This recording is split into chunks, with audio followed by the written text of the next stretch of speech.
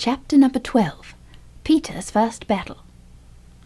While the dwarf and the white witch were saying this, miles away the beaver and the children were walking on hour after hour into what seemed a delicious dream. Long ago they had left their coats behind, and by now they had even stopped saying to one another, "Look, there's a kingfisher," or "I say, bluebells," or "What was that lovely smell?"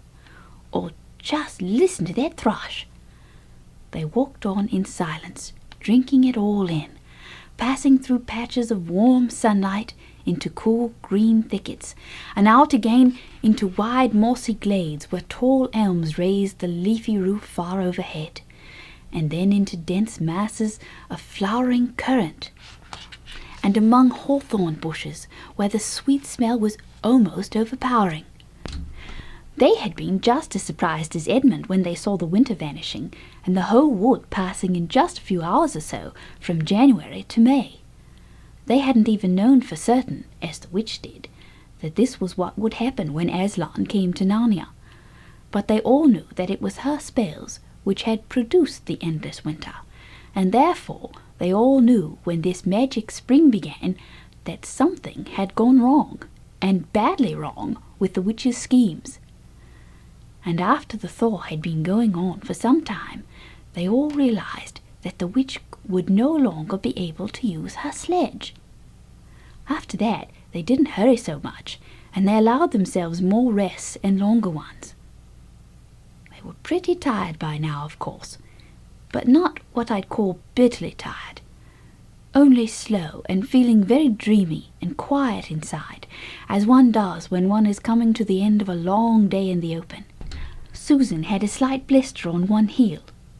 They had left the course of the big river some time ago, for one had to turn a little to the right, that meant a little to the south, to reach the place of the stone table. Even if this had not been their way, they couldn't have kept to the river valley once the thaw began, for with all that melting snow the river was soon in flood, a wonderful, roaring, thundering yellow flood, and their path would have been under water. And now the sun got low, and the light got redder, and the shadows got longer, and the flowers began to think about closing.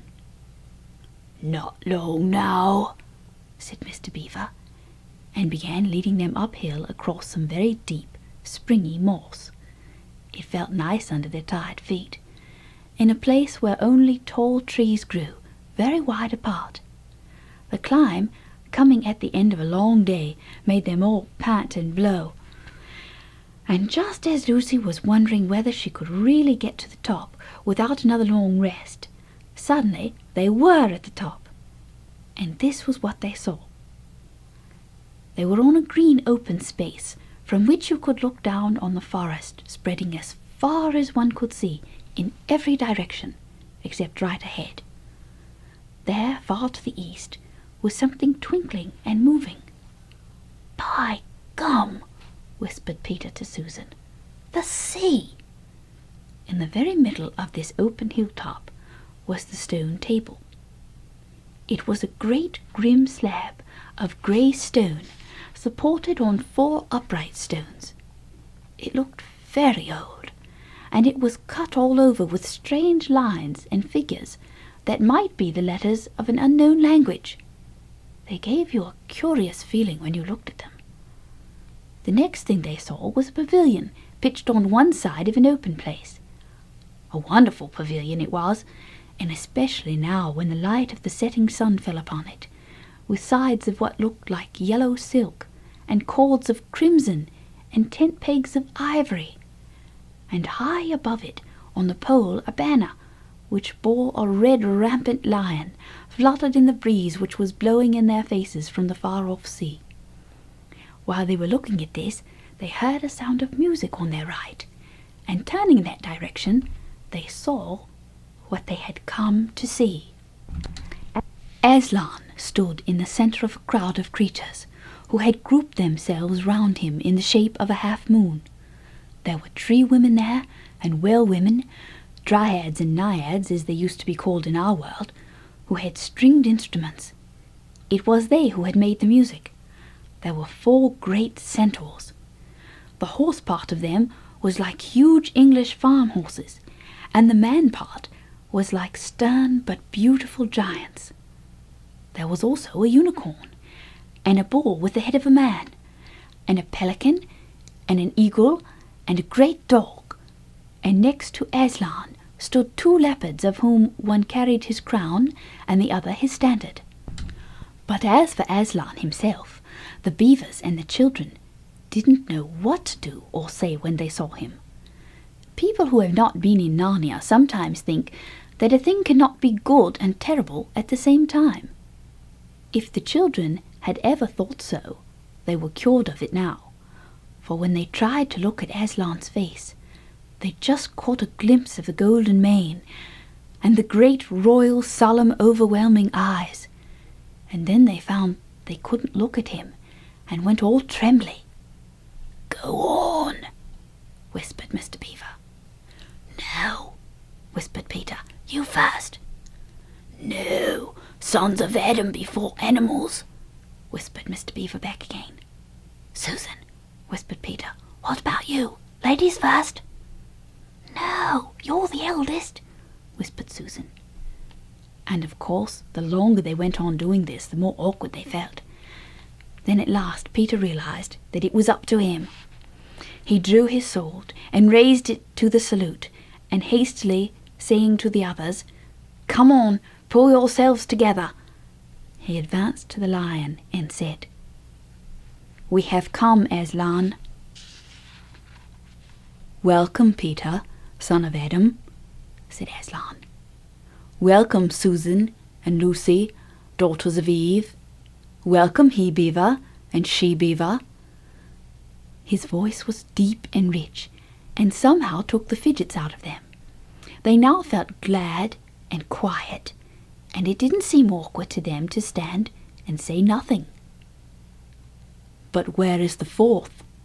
asked Aslan. "He has tried to betray them and joined the White Witch, O Aslan," said Mr. Beaver. And then something made Peter say, "That was partly my fault, Aslan. I was angry with him, and I think that helped him to go wrong." And Aslan said nothing, either to excuse Peter or to blame him, but merely stood looking at him with his great golden eyes. And it seemed to all of them that there was nothing to be said. "Please, Aslan," said Lucy, "can anything be done to save Edmund?" "All shall be done," said Aslan, "but it may be harder than you think." And then he was silent again for some time. Up to that moment, Lucy had been thinking how royal and strong and peaceful his face looked. Now it suddenly came into her head that he looked sad as well. But next minute that expression was quite gone. The lion shook his mane and clapped his paws together. Terrible paws, thought Lucy, if he didn't know how to velvet them, and said, "Meanwhile, let the feast be prepared. Ladies, take these daughters of Eve to the pavilion and minister to them." When the girls had gone, Aslan laid his paw, and though it was velveted, it was very heavy, on Peter's shoulder, and said, "Come, son of Adam, and I will show you a far-off sight of the castle where you are to be king." And Peter, with his sword still drawn on his hand, went with the lion to the eastern edge of the hilltop. There a beautiful sight met their eyes. The sun was setting behind their backs. That meant that the whole country below them lay in the evening light, forest and hills and valleys, and winding away like a silver snake the lower part of the great river. And beyond all this, miles away, was the sea, and beyond the sea the sky, full of clouds which were just turning rose-colour with the reflection of the sunset. But just where the land of Narnia met the sea, in fact, at the mouth of the great river, there was something on a little hill, shining. It was shining because it was a castle, and of course the sunlight was reflected from all the windows, which looked toward Peter and the sunset. But to Peter it looked like a great star resting on the seashore. "That, O man," said Aslan, "is Cair Paravel of the 4 thrones, in one of which you must sit as king, I show it to you because you are the firstborn, and you will be high king over all the rest." And once more Peter said nothing, for at that moment a strange noise woke the silence suddenly. It was like a bugle, but richer.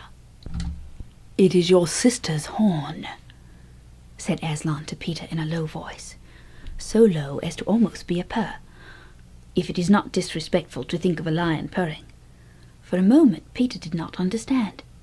Then when he saw all the other creatures start forward, and heard Aslan say with a wave of his paw, "Back! Let the prince win his spurs!" he did understand, and set off running as hard as he could to the pavilion. And there he saw a dreadful sight.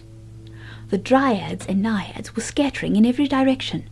Lucy was running toward him as fast as her short legs would carry her, and her face was white as paper. Then he saw Susan make a dash for a tree and swing herself up, followed by a huge grey beast. At first Peter thought it was a bear. Then he saw that it looked like an Alsatian, though it was far too big to be a dog. Then he realized that it was a wolf standing on its hind legs, with its front paws against the tree trunk, snapping and snarling. All the hair on its back stood up on end. Susan had not been able to get higher than the second big branch. One of her legs hung down so that her foot was only an inch or two above the snapping teeth. Peter wondered why she did not get higher, or at least take a better grip. Then he realized that she was just going to faint, and that if she fainted she would fall off. Peter did not feel very brave. Indeed, he felt he was going to be sick, but that made no difference to what he had to do. He rushed straight up to the monster and aimed a slash of his sword at its side. That stroke never reached the wolf. Quick as lightning it turned round, its eyes flaming, and its mouth wide open in a howl of anger. If it had not been so angry that it simply had to howl, it would have got him by the throat at once. As it was, though all this happened too quickly for Peter to think at all, he had just time to duck down and plunge his sword as hard as he could between the brute's forelegs into its heart. Then came a horrible, confused moment, like something in a nightmare. He was tugging and pulling, and the wolf seemed neither alive nor dead, and its bared teeth knocked against his forehead, and everything was blood and heat and hair. A moment later he found that the monster lay dead, and he had drawn his sword out of it, and was straightening his back and rubbing the sweat off his face and out of his eyes. He felt tired all over. Then after a bit Susan came down the tree. She and Peter felt pretty shaky when they met, and I won't say there wasn't kissing and crying on both sides. But in Narnia no one thinks any the worse of you for that. "Quick, quick!" shouted the voice of Aslan. "Centaurs, eagles! I see another wolf in the thicket, there behind you. He has just darted away. After him, all of you. He will be going to his mistress. Now is your chance to find the witch and rescue the fourth son of Adam." And instantly, with a thunder of hoofs and a beating of wings, a dozen or so of the swiftest creatures disappeared into the gathering darkness. Peter, still out of breath, turned and saw Aslan close at hand. "You have forgotten to clean your sword," said Aslan. It was true. Peter blushed when he looked at the bright blade and saw it all smeared with the wolf's hair and blood. He stooped down and wiped it quite clean on the grass, and then wiped it quite dry on his coat. "Hand it to me and kneel, son of Adam," said Aslan.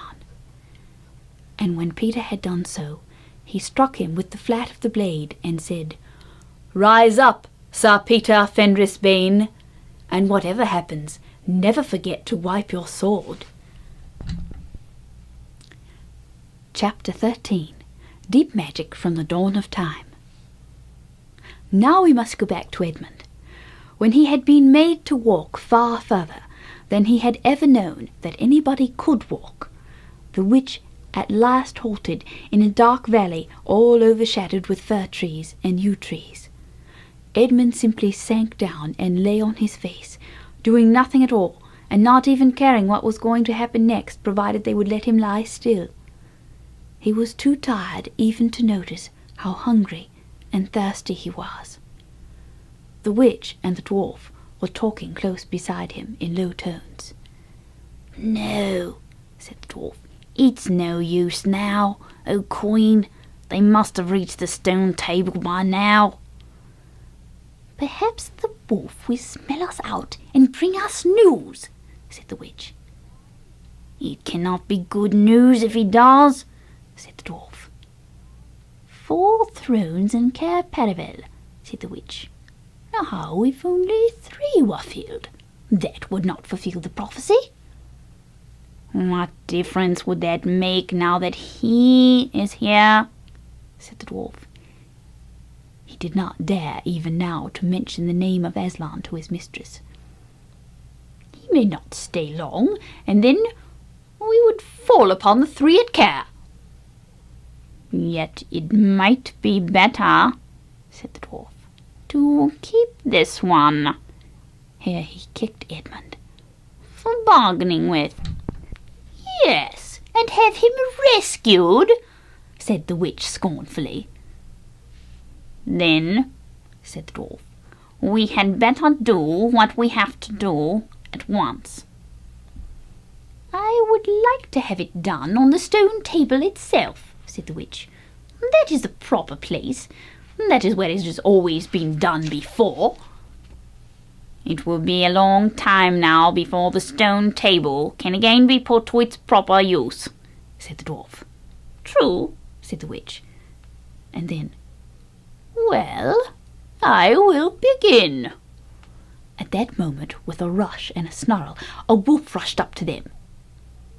"I have seen them. They are all at the stone table with him. They have killed my captain, Fenris Ulf. I was hidden in the thickets and saw it all. One of the sons of Adam killed him. Fly, fly." "No," said the witch. "There need be no flying. Go quickly. Summon all of our people to meet me here as speedily as they can. Call out the giants and the werewolves and the spirits of those trees who are on our side. Call the ghouls and the boggles and the ogres and the minotaurs. Call the cruels, the hags, the spectres, and the people of the toadstools. We will fight. What, have I not still my wand? Will not their ranks turn into stone even as they come on? Be off quickly. I have a little thing to finish here while you are away." The great brute bowed its head, turned, and galloped away. "Now," said she, "we have no table. Let me see.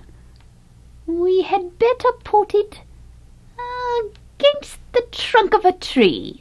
Edmund found himself being roughly forced to his feet. Then the dwarf set him with his back against a tree and bound him fast. He saw the witch take off her outer mantle. Her arms were bare underneath it, and terribly white. Because they were so very white, he could not see much else. It was so dark in this valley under the dark trees. "Prepare the victim," said the witch. And the dwarf undid Edmund's collar, and folded back his shirt at the neck. Then he took Edmund's hair, and pulled his head back so that he had to raise his chin. After that Edmund heard a strange noise. Whiz, whiz, whiz. For a moment he couldn't think what it was. Then he realized it was the sound of a knife being sharpened.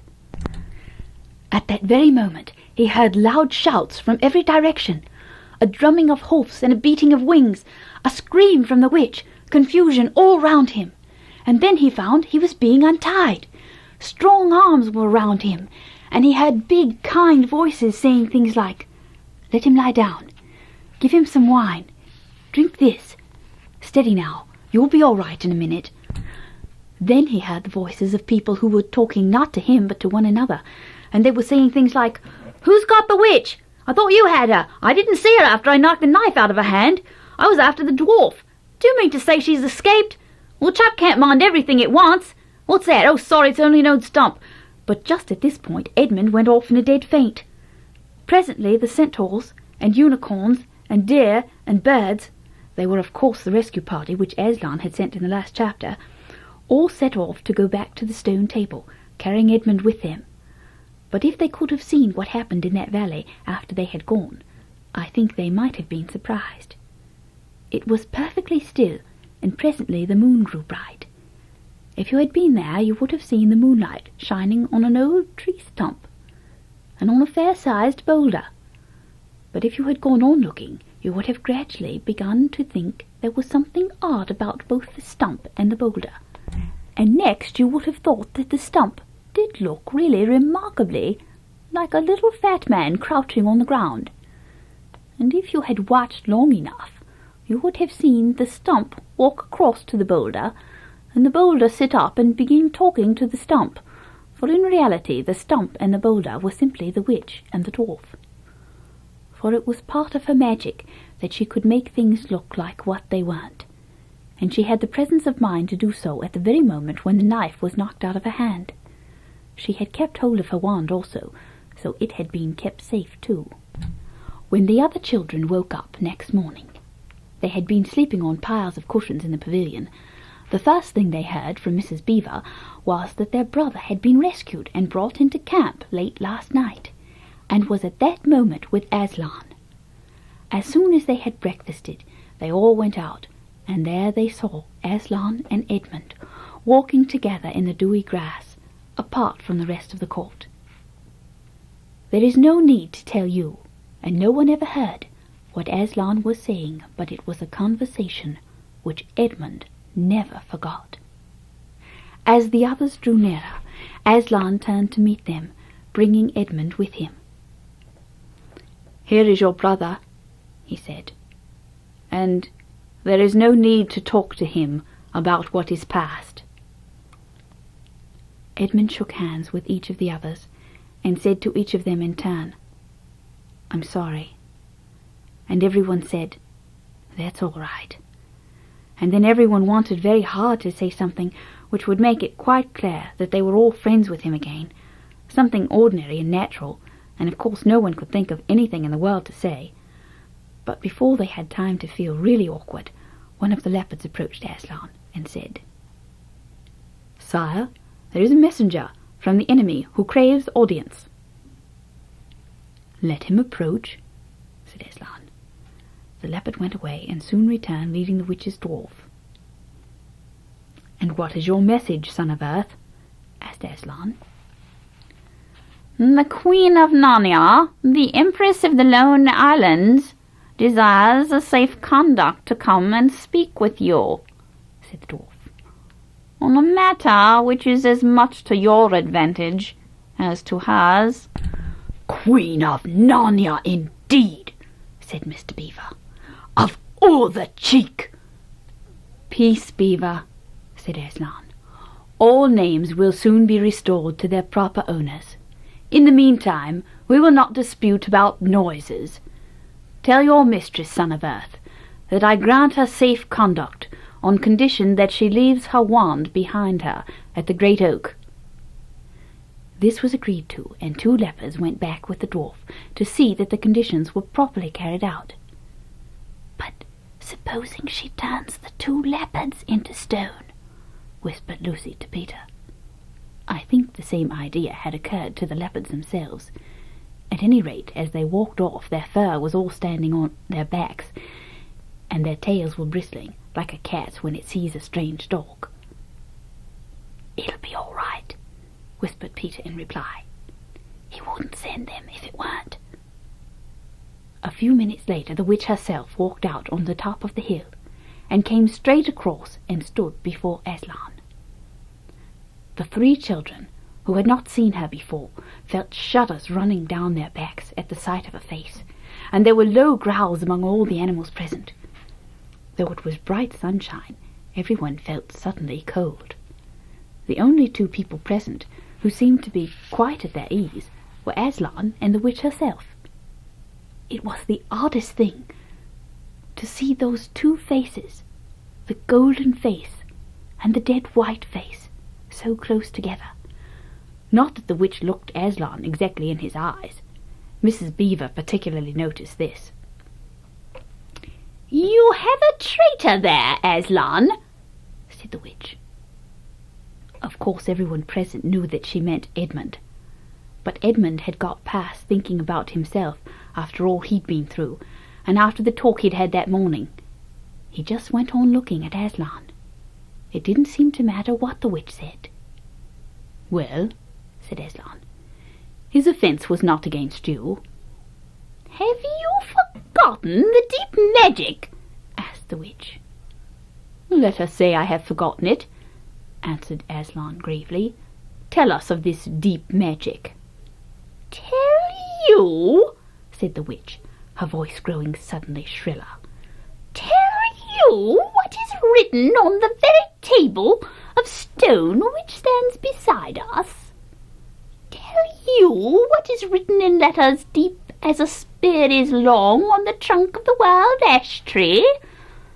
Tell you what is engraved on the sceptre of the Emperor beyond the sea? You at least know the magic which the Emperor put into Narnia at the very beginning. You know that every traitor belongs to me as my lawful prey, and that for every treachery I have a right to kill." "Oh," said Mr. Beaver, "so that's how you came to imagine yourself a queen, because you were the Emperor's hangman, I see." "Peace, Beaver," said Aslan, with a very low growl. "And so," continued the witch, "that human creature is mine. His life is forfeit to me. His blood is my property." "Come and take it, then," said the bull, with the man's head in a great bellowing voice. "Fool!" said the witch with a savage smile that was almost a snarl. "Do you really think your master can rob me of my rights by mere force? He knows the deep magic better than that. He knows that unless I have blood, as the law says, all Narnia will be overturned and perish in fire and water." "It is very true," said Aslan. "I do not deny it." "Oh, Aslan," whispered Susan in the lion's ear. "Can't we, you won't, will you? Can't we do something about the deep magic? Isn't there something you can work against it?" "Work against the Emperor's magic?" said Aslan, turning to her with something like a frown on his face. And nobody ever made that suggestion to him again. Edmund was on the other side of Aslan, looking all the time at Aslan's face. He felt a choking feeling, and wondered if he ought to say something, but a moment later he felt that he was not expected to do anything except to wait, and do what he was told. "Fall back, all of you," said Aslan, "and I will talk to the witch alone." They all obeyed. It was a terrible time, this, waiting and wondering, while the lion and the witch talked earnestly together in low voices. Lucy said, "Oh, Edmund," and began to cry. Peter stood with his back to the others, looking out at the distant sea. The beavers stood holding each other's paws, with their heads bowed. The centaurs stamped uneasily with their hoofs, but everyone became perfectly still in the end, so that you noticed even small sounds, like a bumblebee flying past, or the birds in the forest down below them, or the wind rustling the leaves. And still the talk between Aslan and the White Witch went on. At last they heard Aslan's voice. "You can all come back," he said. "I have settled the matter. She has renounced the claim on your brother's blood." And all over the hill there was a noise as if everyone had been holding his breath, and now had begun breathing again, and then a murmur of talk. They began to come back to Aslan's throne. The witch was just turning away with a look of fierce joy on her face, when she stopped and said, "But how do I know this promise will be kept?" roared Aslan, half rising from his throne, and his great mouth opened wider and wider, and the roar grew louder and louder, and the witch, after staring for a moment with her lips wide apart, picked up her skirts and fairly ran for her life. Chapter number 14. The Triumph of the Witch. As soon as the witch had gone, Aslan said, "We must move from this place at once. It will be wanted for other purposes. We shall encamp tonight at the Folds of Baruna." Of course, everyone was dying to ask him how he had arranged matters with the witch, but his face was stern, and everyone's ears were still ringing with the sound of his roar, and so nobody dared. After a meal, which was taken in the open air on the hilltop, for the sun had got strong by now and dried the grass, they were busy for a while taking the pavilion down and packing things up. Before 2 o'clock, they were on the march, set off in a northwesterly direction, walking at an easy pace, for they had not far to go. During the first part of the journey, Aslan explained to Peter his plan of campaign. "As soon as she finishes her business in these parts," he said, "the witch and her crew will almost certainly fall back to her house and prepare for a siege. You may or may not be able to cut her off and prevent her from reaching it." He then went on to outline 2 plans of battle, one for fighting the witch and her people in the wood, and another for assaulting her castle. And all the time he was advising Peter how to conduct the operations, saying things like, "You must put your centres in such and such a place," or "You must post scouts to see that she doesn't do so and so," till at last Peter said, "But you will be there yourself, Aslan." "I can give you no promise of that," answered the lion, and he continued giving Peter his instructions. For the last part of the journey it was Susan and Lucy who saw most of him. He did not talk very much, and seemed to them to be sad. It was still afternoon when they came down to a place where the river valley had widened out, and the river was broad and shallow. This was the Folds of Baruna, and Aslan gave orders to halt on this side of the water. But Peter said, "Wouldn't it be better to camp on the far side, for fear she should try a night attack or anything?" Aslan, who seemed to have been thinking about something else, roused himself with a shake of his magnificent mane, and said, What's that?" Peter said it all over again. "No," said Aslan in a dull voice, as if it didn't matter. "No, she will not make an attack tonight." And then he sighed deeply. But presently he added, "All the same, it was well thought of. That is how a soldier ought to think. But it doesn't really matter."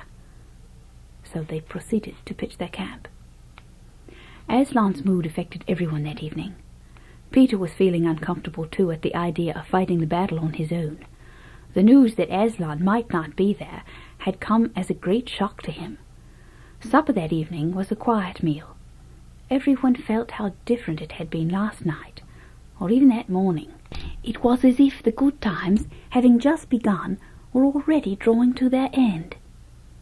The feeling affected Susan so much that she couldn't get to sleep when she went to bed, and after she had lain counting sheep and turning over and over, she heard Lucy give a long sigh and turn over just beside her in the darkness. "Can't you get to sleep either?" said Susan. "No," said Lucy. "I thought you were asleep. I say, Susan." "What?" "I've a most horrible feeling, as if something were hanging over us." "Have you?" "Because, as a matter of fact, so have I." "Something about Aslan," said Lucy. "Either some dreadful thing that is going to happen to him, or some dreadful thing that he's going to do." "There's been something wrong with him all afternoon," said Susan. "Lucy, what was that he said about not being with us at the battle? You don't think he could be stealing away and leaving us tonight, do you?" "Where is he now?" said Lucy. "Is he here in the pavilion?" "I don't think so."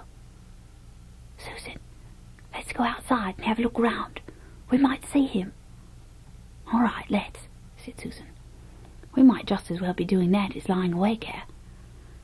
Very quietly the 2 girls groped their way among the other sleepers and crept out of the tent.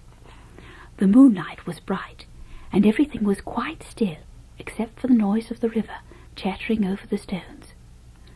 Then Susan suddenly caught Lucy's arm and said, "Look!" On the far side of the camping ground, Just where the trees began, they saw the lion slowly walking away from them into the wood.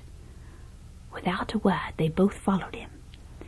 He led them up the steep slope out of the river valley, and then slightly to the left, apparently by the very same route which they had used that afternoon in coming from the hill of the stone table. On and on he led them, into dark shadows, and out into pale moonlight, getting their feet wet with the heavy dew. He looked somehow different from the Aslan they knew. His tail and his head hung low, and he walked slowly as if he were very, very tired.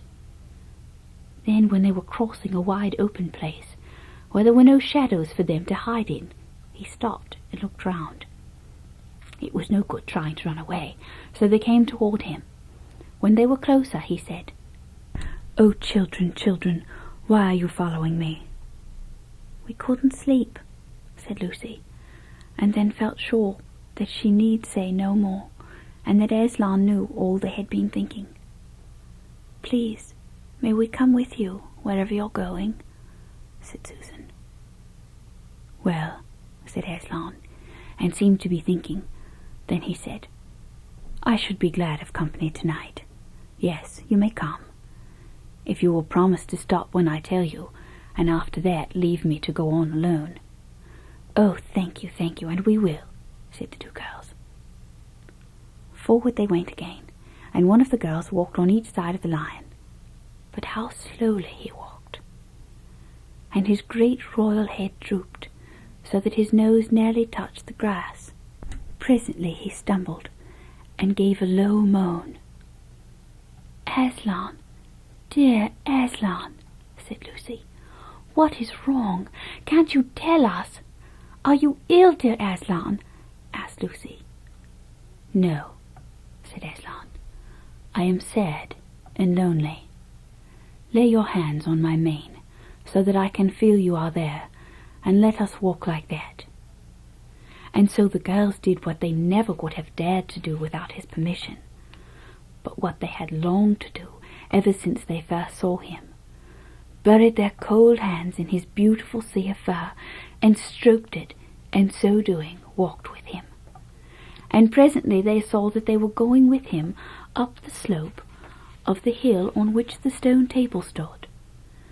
They went up at the side where the trees came furthest up, and when they got to the last tree, it was the one that had some bushes about it, Aslan stopped and said, "Oh, children, children, here you must stop, and whatever happens, do not let yourselves be seen.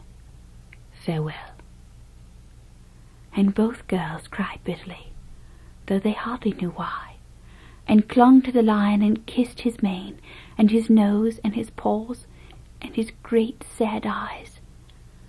Then he turned from them and walked out onto the top of the hill, and Lucy and Susan, crouching in the bushes, looked after him, and this is what they saw. A great crowd of people were standing all round the stone table, and though the moon was shining, many of them carried torches which burned with evil-looking red flames and black smoke. But such people! Ogres with monstrous teeth, and wolves, and bull-headed men, spirits of trees and poisonous plants, and other creatures whom I won't describe, because if I did, the grown-ups would probably not let you read this book. Cruels and hags, and incubuses, wraiths, horrors, ifrits, sprites, onkeys, woozies, and Etons. In fact, here were all those who were on the witch's side, and whom the wolf had summoned at her command. And right in the middle, standing by the table, was the witch herself. A howl and gibber of dismay went up from the creatures when they first saw the great lion pacing toward them, and for a moment the witch herself seemed to be struck with fear. Then she recovered herself, and gave a wild, fierce laugh. "Ha ha, the fool!" she cried. "The fool has come! Bind him fast!" Lucy and Susan held their breaths, waiting for Aslan's roar and his spring upon his enemies. But it never came. 4 hags grinning and leering, yet also at first hanging back and half afraid to do what they had to do, had approached him. "Bind him, I say!" repeated the White Witch.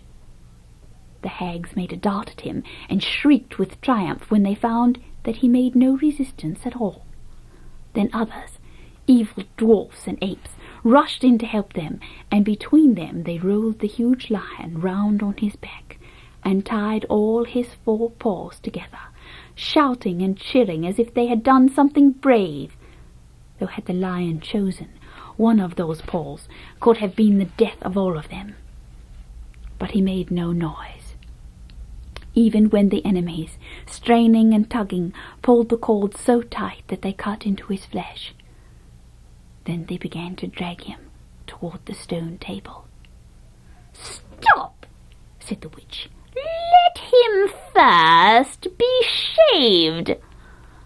Another roar of mean laughter went up from her followers as an ogre with a pair of shears came forward and squatted down by Aslan's head.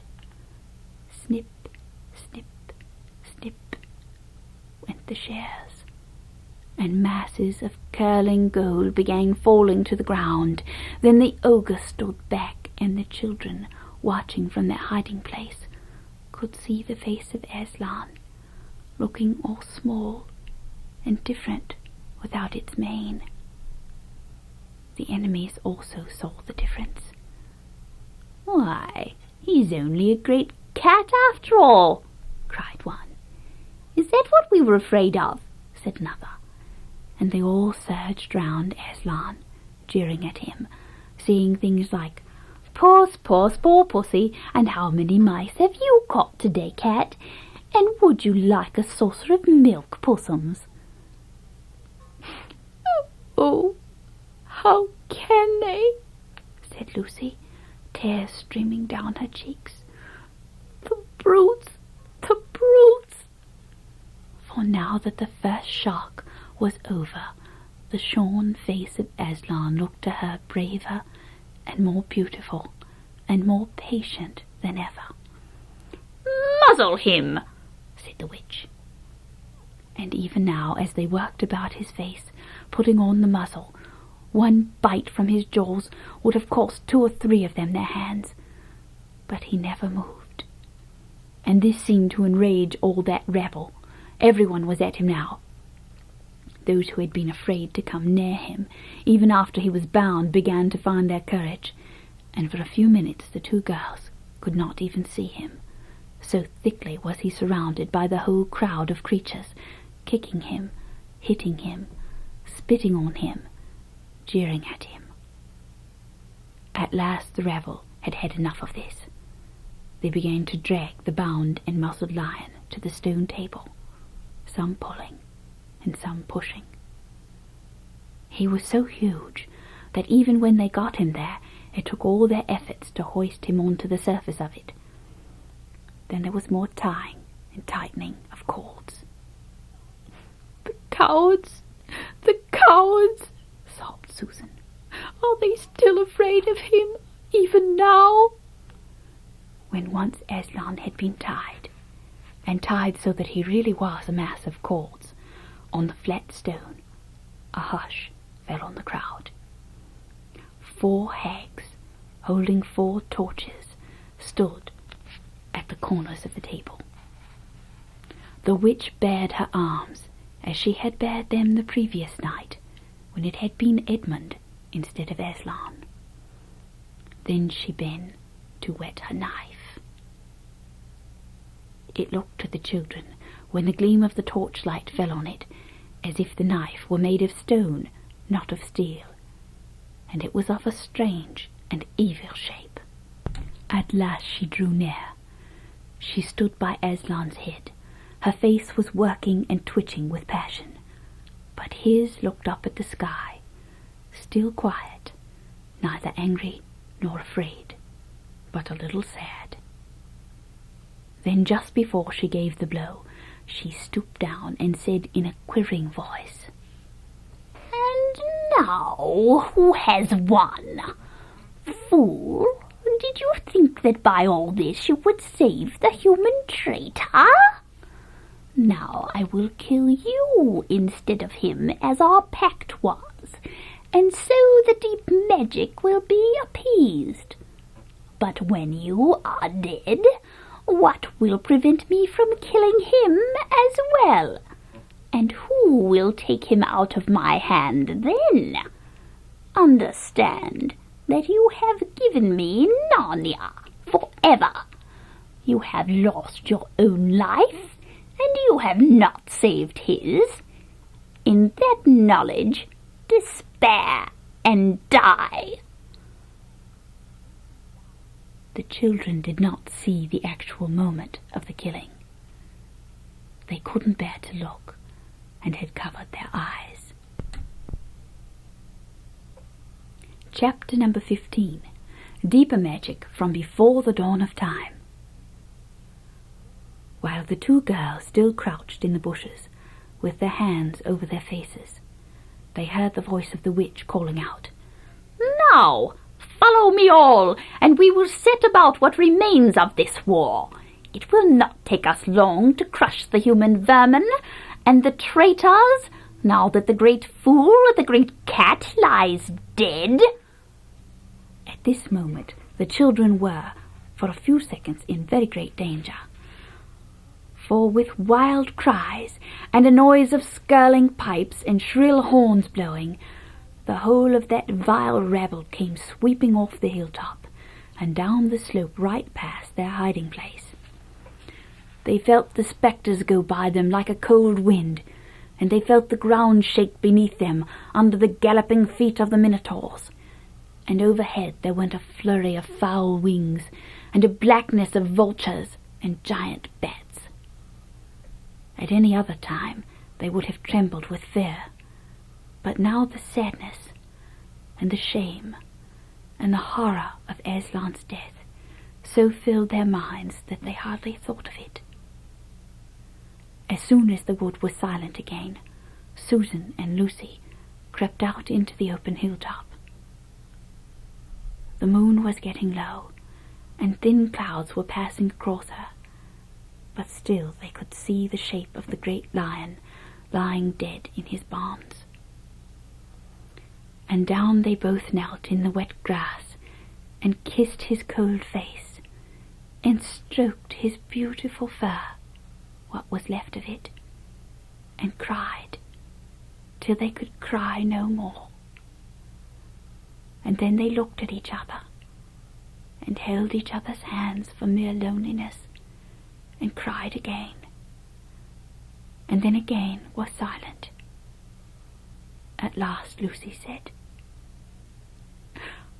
"I can't bear the look of that horrible muzzle. I wonder, could we take it off?" So they tried, and after a lot of working at it, for their fingers were cold, and it was now the darkest part of the night, they succeeded. And when they saw his face without it, they burst out crying again, and kissed it, and fondled it, and wiped away the blood and the foam as well as they could. And it was all more lonely, and hopeless, and horrid than I know how to describe. "I wonder, could we untie him as well?" said Susan presently. But the enemies, out of pure spitefulness, had drawn the cords so tight that the girls could make nothing of the knots.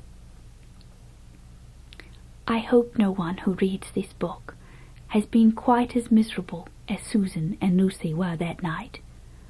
But if you have been, if you've been up all night and cried till you have no more tears left in you, you will know that there comes in the end a sort of quietness. You feel as if nothing was ever going to happen again. At any rate, that was how it felt to these two. Hours and hours seemed to go by in this dead calm, and they hardly noticed that they were getting colder and colder.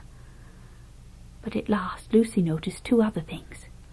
One was that the sky on the eastern side of the hill was a little less dark than it had been an hour ago. The other was some tiny movement going on in the grass at her feet. At first she took no interest in this. What did it matter? Nothing mattered now. But at last she saw that whatever it was had begun to move up the upright stones of the stone table. And now, whatever they were moving about on Aslan's body. She peered closer. They were little grey things. "Oh!" said Susan from the other side of the table. "How beastly! There are horrid little mice crawling over him. Go away, you little beasts!" And she raised her hand to frighten them away. "Wait," said Lucy, who had been looking at them more closely still. "Can you see what they're doing?" Both girls bent down and stared. "I do believe," said Susan. "But how queer! They're nibbling away at the cords." "That's what I thought," said Lucy. "I think they're friendly mice. Poor little things. They don't realize he's dead. They think it'll do some good untying him." It was quite definitely lighter by now. Each of the girls noticed for the first time the white face of the other. They could see the mice nibbling away. Dozens and dozens, even hundreds of little field mice. And at last, one by one, the ropes were all gnawed through. The sky in the east was whitish by now, and the stars were getting fainter, all except one very big one low down on the eastern horizon. They felt colder than they had been all night. The mice crept away again. The girls cleared away the remains of the gnawed ropes. Aslan looked more like himself without them. Every moment his dead face looked nobler, as the light grew and they could see it better. In the wood behind them a bird gave a chuckling sound.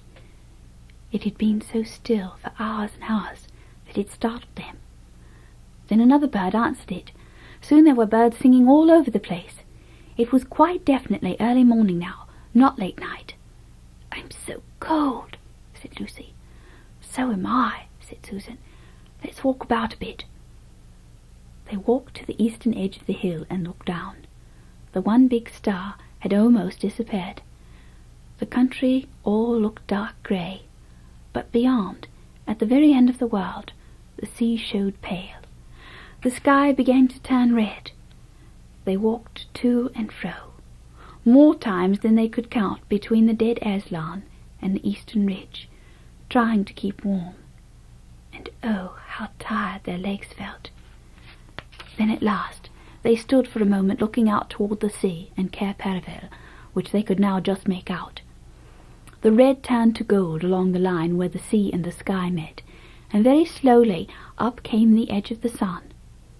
At that moment they heard from behind them a loud noise, a great cracking, deafening noise, as if a giant had broken a giant's plate. "What's that?" said Lucy, clutching Susan's arm. I feel afraid to turn around," said Susan. "Something awful is happening." "Oh, they're doing something worse to him," said Lucy. "Come on!" And she turned, pulling Susan round with her. The rising of the sun had made everything look so different. All the colours and shadows were changed, that for a moment they didn't see the important thing. Then they did. The stone table was broken into two pieces by a great crack that ran down it from end to end. And there was no Aslan.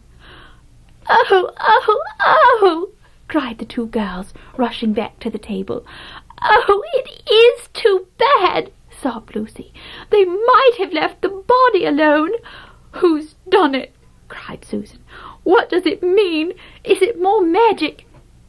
"Yes," said a great voice behind their backs. "It is more magic." They looked round. There, shining in the sunrise, larger than they had seen him before, shaking his mane, for it had apparently grown again, stood Aslan himself. "Oh, Aslan!" cried both the children, staring up at him, almost as much frightened as they were glad. "Aren't you dead then, dear Aslan?" said Lucy. "Not now," said Aslan. "You're not? Not a—" asked Susan in a shaky voice. She couldn't bring herself to say the word ghost. Aslan stooped his golden head and licked her forehead.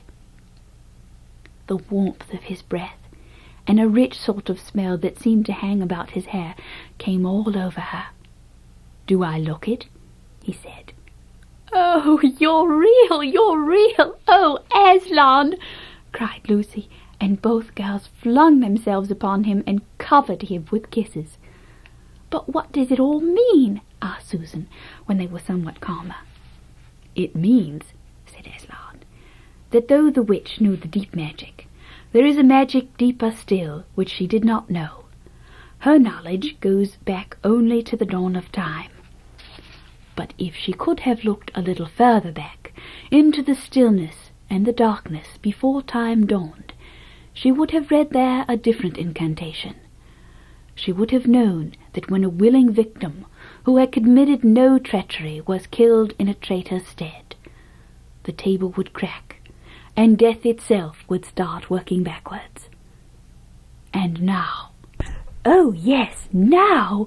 said Lucy, jumping up and clapping her hands. "Oh, children," said the lion, "I feel my strength coming back to me. Oh, children, catch me if you can." He stood for a second, his eyes very bright, his limbs quivering, lashing himself with his tail. Then he made a leap high over their heads and landed on the other side of the table. Laughing, though she didn't know why, Lucy scrambled over it to reach him. Aslan leaped again. A mad chase began. Round and round the hilltop he led them, now hopelessly out of their reach, now letting them almost catch his tail, now diving between them, now tossing them in the air with his huge and beautifully velveted paws, and catching them again, and now stopping unexpectedly, so that all three of them rolled over together in a happy laughing heap of fur and arms and legs. It was such a romp as no one has ever had except in Narnia, and whether it was more like playing with a thunderstorm or playing with a kitten, Lucy could never make up her mind. And the funny thing was that when all three finally lay together panting in the sun, the girls no longer felt in the least tired or hungry or thirsty. "And now," said Aslan presently, "to business. I feel I am going to roar. You had better put your fingers in your ears." And they did. And Aslan stood up, and when he opened his mouth to roar, his face became so terrible that they did not dare to look at it. And they saw all the trees in front of him bend before the blast of his roaring, as grass bends in a meadow before the wind. Then he said, "We have a long journey to go. You must ride on me." And he crouched down, and the children climbed onto his warm golden back, and Susan sat first, holding on tightly to his mane, and Lucy sat behind, holding on tightly to Susan. And with a great heave he rose underneath them, and then shot off, faster than any horse could go, downhill and into the thick of the forest. That ride was perhaps the most wonderful thing that happened to them in Narnia. Have you ever had a gallop on a horse? Think of that, and then take away the heavy noise of the hoofs and the jingle of the harness, and imagine instead the almost noiseless padding of the great paws. Then imagine, instead of the black or grey or chestnut back of a horse, the soft roughness of golden fur, and the mane flying back in the wind. And then imagine you are going about twice as fast as the fastest racehorse. But this is a mount that doesn't need to be guided, and never grows tired. He rushes on and on, never missing his footing, never hesitating, threading his way with perfect skill between tree trunks, jumping over bush and briar and the smaller streams, wading the larger, swimming the largest of all. And you are riding not on a road, nor in a park, nor even on the downs, but right across Narnia in spring, down solemn avenues of beech and across sunny glades of oak, through wild orchards of snow-white cherry trees, past roaring waterfalls and mossy rocks and echoing caverns, up windy slopes alight with gorse bushes, and across the shoulders of heathery mountains, and along giddy ridges, and down, down, down again, into wild valleys, and out into acres of blue flowers. It was nearly midday when they found themselves looking down a steep hillside at a castle. A little toy castle it looked from where they stood, which seemed to be all pointed towers. But the lion was rushing down at such a speed that it grew larger every moment, and before they had time even to ask themselves what it was, they were already on a level with it. And now it no longer looked like a toy castle, but rose frowning in front of them. No face looked over the battlements, and the gates were fast shut, and Aslan, not at all slacking his pace, rushed straight as a bullet toward it. "The witch is home!" he cried. "Now, children, hold tight!" Next moment the whole world seemed to turn upside down, and the children felt as if they had left their insides behind them, for the lion had gathered himself together for a greater leap than any he had yet made, and jumped, or you may call it flying rather than jumping, right over the castle wall. The two girls, breathless but unhurt, found themselves tumbling off his back in the middle of a wide stone courtyard, full of statues.